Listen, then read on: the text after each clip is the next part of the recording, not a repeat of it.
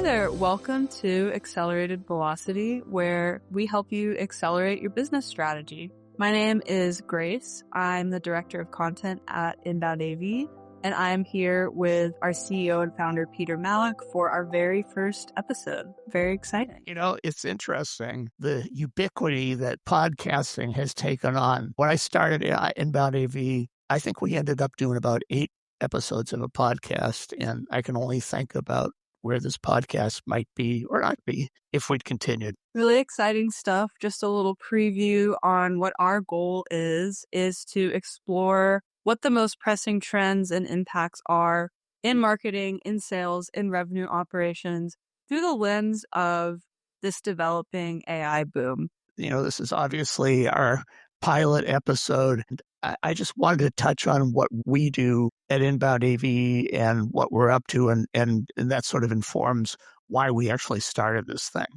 And we are a HubSpot partner, and most of the clients we work within HubSpot and setting up, strategizing HubSpot marketing, sales, building a website on HubSpot Content Hub, and a number of other things. And we've recognized that we need to be AI first, that we need to offer our expertise in the context of AI and how that is changing everything. So a lot of the stuff that we'll be talking about as far as what we're up to will be specifically for users of HubSpot for the foreseeable future. I just want to be transparent about that. But at the same time, we're going to pay attention to news, and that's going to be probably the largest focus of this podcast. People are talking about AGI this week. I've seen tons of articles, namely citing that maybe a couple months ago, the general public thought that AGI was about 10 years off. Now it's looking more like 2 or 5. We don't really know. What are your thoughts? What does this mean more specifically to what we do at Inbound AV with business development? You know, I think the first thing to talk about is that this sudden interest in AGI comes from one place, I believe, and that is the stunningly fast development of GPT-type products, of large language models. And everybody is shocked by how fast it's moving. And so I think the thought process has moved on to artificial general intelligence. And yeah, we thought it was coming in 10 years, but maybe it's more like 10 weeks. Exactly. And what I'm seeing is a lot of commentary from different lenses, this idea that we're not entirely prepared for AGI. A lot of industries have not caught up yet or even started to conceptualize what this means for the framework of their organizations. What do you think business leaders can start doing right now to take that to heart, to start preparing for what it means to have AI incorporated into the framework of your business workflows, of your business strategy? So I'd like to take that in 2 parts. Is like, what can business leaders do is a great question. But I think even the more important question is, what can everybody else do? Because your job is, especially if you're in tech, if you're in marketing, if you're in sales, anything related, a lot of sort of B2B stuff, especially, you might be, sort of evolved out of a job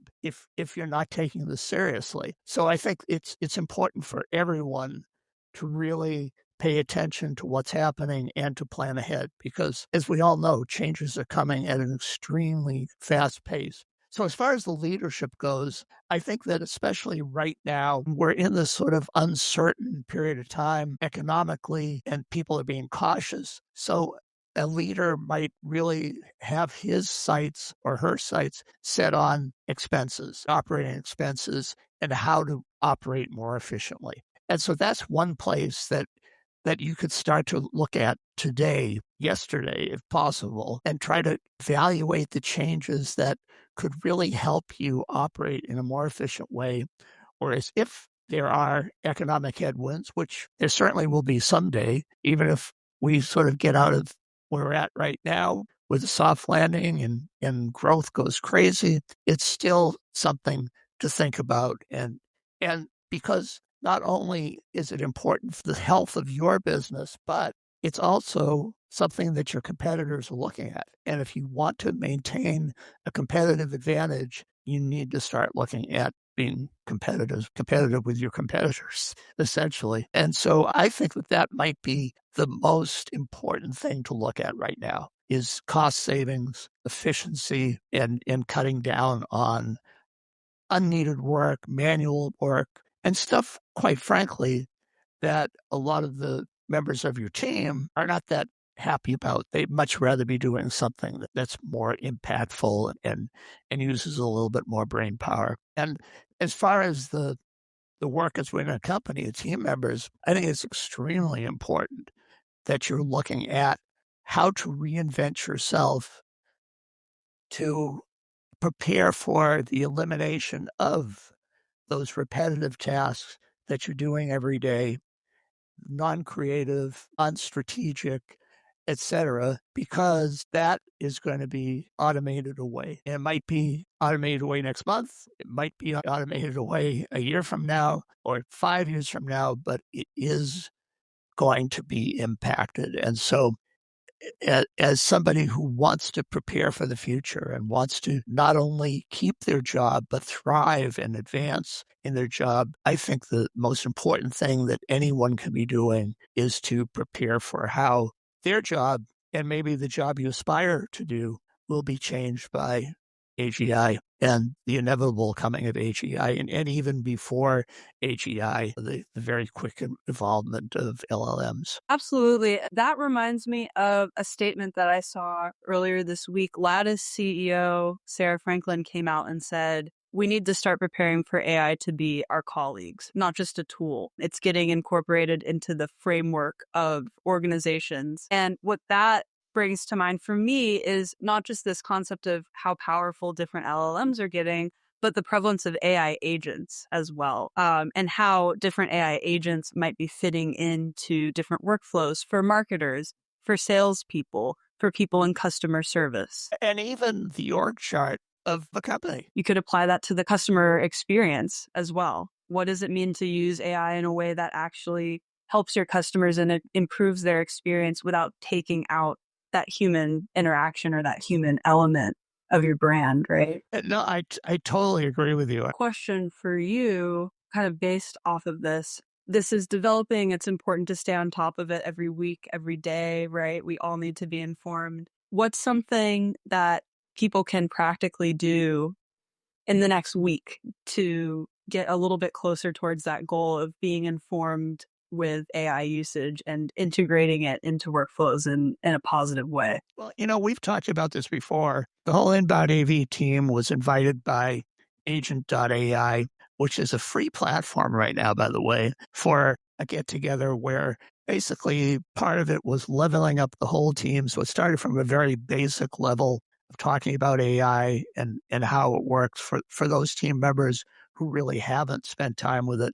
And then went into actually building a couple of agents on Agent AI. Beside the fact that we built 3 absolutely worthless AI agents, but each one has a little bit, at least, of entertainment value to it. It's a great place to start for anybody is to go to agent.ai, get a free account and start playing around with some of the agents that are there that like range from looking at your competitors' visibility through AI search or looking at, building a business plan, basically generating a basic business plan, or even something as simple as doing a transcript of a YouTube video if you don't have time to watch it. This is a great place to start and just get an idea of what can be built. And also try to build something yourself because you're going to be surprised at how possible that is. I was in the Agent AI training as well. So I'll just say from my experience, I think the cool thing is seeing how different ideas from people of all different professional backgrounds can really contribute to making. I mean, we made some silly, crazy agents, but how it can contribute to making really useful tools. You don't have to be an AI whiz to contribute to improving your organization's use of AI. I think that idea of having like an open, continuing conversation about it is one of the best places to start in terms of having a growth mindset about how AI fits into all those workflows, right? I totally agree. And I have to mention that my favorite agent that we built in that is the wrong answer generator. And I thought that was a brilliant piece of work we basically got split up into 3 sub teams. And, it's definitely the most fun thing that came out of it. And basically, you ask it a question and it generates an absurd answer, but then also returns an AI-generated image to illustrate their point. If you sign up to Agent AI, it's called the Wrong Answer Agent, if you want to find it and try it out. There's also, I mean, I'm a bookworm, so I'm also partial to another one that I was not involved in, but one of our team members came up with the idea of suggest me a book agent. You know, what genres you're interested in. I think the last book that you read and how much time you want to spend reading the book. Some simpler questions, and you get back a great, pretty accurate recommendation that takes into account all of the things. And I think that's just such a great example of like, that's not a professional application or something that you're going to be using at work, but you can take that same idea of like, hey, what's something that I think about on a regular basis that an AI agent could help me out with? And it can be something as simple as, what book am I going to read next? What the practical uses are of tools like Agent AI. That's a great point. So let me throw this back at you. What would you suggest people who are interested in learning more about AI should investigate? You know, this sounds simple, but I would say ask questions. I think that's the number one thing. As somebody who I think of myself as a more creative-minded person, I've never been a coder or ever thought that I was going to be playing around with AI tools. It can seem intimidating. And so I think breaking down that wall of feeling like just because you're not coming from a background of being like a coder or someone in computer science, that you don't have something to bring to the table. And I think that's a great starting point for anybody to start getting into the idea of AI. Okay, so if you're asking questions, what were you thinking about? Were you thinking about asking questions of another human or asking questions on a free ChatGPT account? I was thinking more in terms of like human conversation to open up a dialogue with team members, with coworkers about, you know, just feeling like there aren't any stupid questions, because there really aren't. I still feel like I don't always understand the technical aspect of a lot of the AI tools that we use on a regular basis, but I can see their practical applications. That was my thought in terms of like, you know, not being afraid to kind of enter that discussion. But at the same time, yeah, I mean, it's cool to also play around with, if you're talking about working with an LLM like ChatGPT, play around with what it has to tell you about itself. I think that's a really good starting point for anybody who's kind of dipping their toes in the water. And you know, I just want to also mention that the conversation is not just including you and I. And so we love feedback. We'd love to get comments on what we're saying. We'd love your ideas as far as things that might be cool to build. We want this to be very much a conversation between us and whoever is listening to this, watching this. And I think it's great to get perspectives on how these different developments, AGI being one good example. There's been so much talk about rapid developments towards AGI in the past week, looking at how that affects people of different backgrounds of expertise, what people from different backgrounds have to say, I think is fascinating. We certainly live in interesting times. This is Accelerated Velocity, and we hope we see you the next time. You can hit the subscribe button somewhere. I have no idea. I guess we're going to have to figure that out. But yeah, Grace, you want to take us out? Yeah, totally. Thank you for listening. Thank you for bearing with us on our very first podcast episode. It's exciting and new, and we look forward to seeing where it goes.